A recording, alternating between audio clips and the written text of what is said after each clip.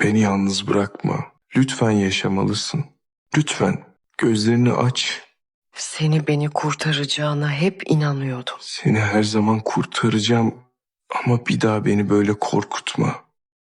Cihan sonunda Alya'yı bulduğunda, ona doğrultulmuş silahlar vardır. Cihan, kaçıranları Alya'yı kendisi karşılığında serbest bırakmaya ikna etmeye çalışır, ancak Alya kendisi Cihan'ın kendini feda etmesini istemez. Hiç tereddüt etmeden, Alya yüksek bir uçurumdan suya atlar. Cihan için bu an gerçek bir şok olur. Bir saniye bile düşünmeden, hemen onun peşinden atlar. Onu kıyıya çekmeyi başarır, ancak en kötüsü onu beklenmektedir, nefes almıyordur.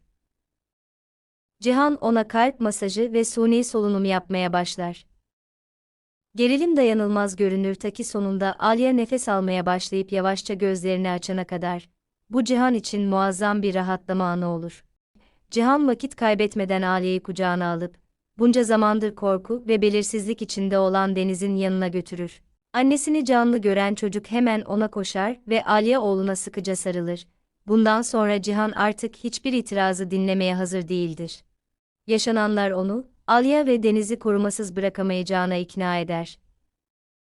Bu yüzden onları, durumu kontrol edebileceği ve sürekli yanlarında olabileceği malikaneye geri götürmeye karar verir.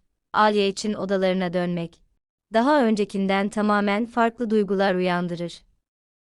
Oraya tekrar vardığında, bu odayı ve yavaş yavaş Cihan'la özdeşleştirmeye başladığı ev hissini ne kadar özlediğini beklenmedik bir şekilde fark eder. Artık güvende olmasına rağmen, yaşadığı korku onu kolay kolay bırakmaz.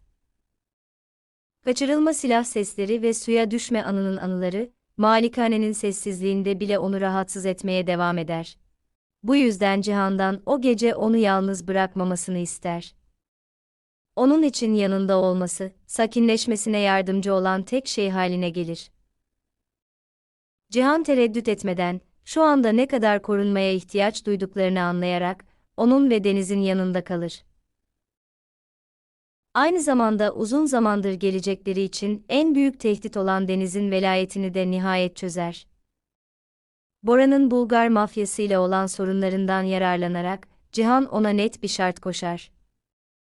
Ona yardım etmeyi ve onu tehlikeden kurtarmayı kabul eder, ancak karşılığında Bora'nın Deniz üzerindeki tüm haklarından tamamen vazgeçmesi ve velayeti Alya'ya devretmesi gerekir. Başka seçeneği olmadığını anlayan Boran, kabul etmek zorunda kalır. Tüm yasal sorunlar nihayet çözüldüğünde, Cihan Alya'ya onun için gerçek bir rahatlama olan haberi verir. Onlar için bu sadece çocuk için güvenlik anlamına gelmez, aynı zamanda ilk kez korku ve sürekli mücadele olmadan birlikte bir gelecek düşünme şansı anlamına da gelir. İşte bundan sonra aralarındaki son engeller de ortadan kalkar. Alya odada yalnız kaldığı andan faydalanan Cihan, ona yaklaşır ve bir zamanlar asla bitiremedikleri konuşmaya geri döner. Ama şimdi her şey tamamen farklı bir şekilde duyulmaktadır. Artık görev veya zorunluluktan bahsetmez. Cihan Alya'nın bu sefer şartlar nedeniyle değil, kendi isteğiyle onunla birlikte olmasını ister. Onun için önemli olan, Alya'nın bunu kendisi istediği için resmen karısı olmasıdır. Aralarında uzun zamandır beklenen barış yavaş yavaş ortaya çıkarken, ailede paralel olarak başka bir gergin durum gelişir. Serhat ile ilgili hikayenin göründüğünden daha fazlasını sakladığından uzun zamandır şüphelenen Sadakat gizlice bir DNA testi yaptırır. Çocuğun gerçekten Cihan ile biyolojik bir bağ olup olmadığını nihayet kesinleştirmek ister. Analiz sonuçları kesindir, Cihan Serhat'ın babası değildir. Bu gerçek, birileri çocuğun hikayesini kullanarak Cihan'ı Meryem ile yeniden bir araya getirmeye çalıştığında özellikle önem kazanır. Ancak bu sefer Sadakat, durumun manipüle edilmesine izin vermez. Test sonuçlarını açıkça sergileyerek, Cihan ve Meryem'in ortak bir çocukları olduğunu kanıtlamaya yönelik tüm girişimleri boşa çıkarıyor. Bundan sonra Meryem, bu evde artık hiçbir şeyin onu geri tutmadığını nihayet anlar. Feyyaz'ın tutuklanmasının ardından, ona yönelik tehdit ortadan kalkar ve Cihan'ı geri kazanma umutları da tamamen yok olur. Bu yüzden malikaneyi terk etmeye ve kız kardeşiyle birlikte geçmişi geride bırakmaya karar verir. Sonuç olarak Cihan ve Alya'nın yaşadığı tüm olaylar onları sadece birbirlerine daha da yaklaştırmakla kalmaz, aynı zamanda yıllardır aralarında duran her şeyi de ortadan kaldırır. Kaybetme korkusu, deniz için mücadele ve sürekli tehlikeden sonra.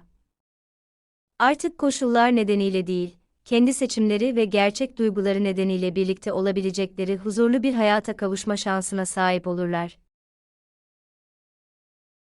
Geçtikleri tüm zorluklardan sonra, Cihan ve Alya yavaş yavaş ortak bir karara varırlar. Birlikte geleceklerini artık ertelemek istemezler. Birbirlerini kaybetme korkusu, tehlikesi ve sürekli tehdidi, hayata farklı bir bakış açısıyla bakmalarını sağlar.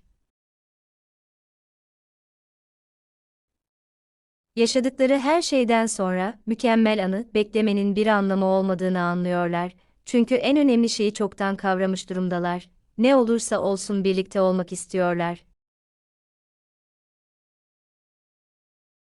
Bu yüzden yakın gelecekte düğünlerini planlamaya başlıyorlar. Ancak ne Cihan ne de Alya, gürültülü bir kutlama düzenlemek veya dikkat çekmek istemiyorlar. Sonsuz çatışmalar, yabancıların müdahalesi ve dramatik olaylardan sonra, tamamen farklı bir şey istiyorlar. Sessizlik, huzur ve sadece ikisine ait olacak bir an. Alya için bu kararın kişisel kalması, başkalarının görüşleri, tartışmaları veya yeni sorunlar tarafından bozulmaması özellikle önemli. Cihan bu konuda onu tamamen destekliyor. Onun için önemli olan, törenin büyüklüğü veya başkalarının görüşü değil, Alya'nın gönüllü olarak onu seçmesi ve hayatını onunla birleştirmek istemesidir. Birlikte kat ettikleri uzun yolculuktan sonra, artık gürültülü bir gösterişe veya şovmenliğe ihtiyacı yok. Aksine aralarındaki bu sessiz güven onun için en önemli şey haline geliyor. En yakınlarına bile haber vermeden, gizlice bir tören yapmaya karar verirler. Bu karar, uzun zamandır ilişkilerini çevreleyen tüm kaostan mutluluklarını korumanın bir yolu olur.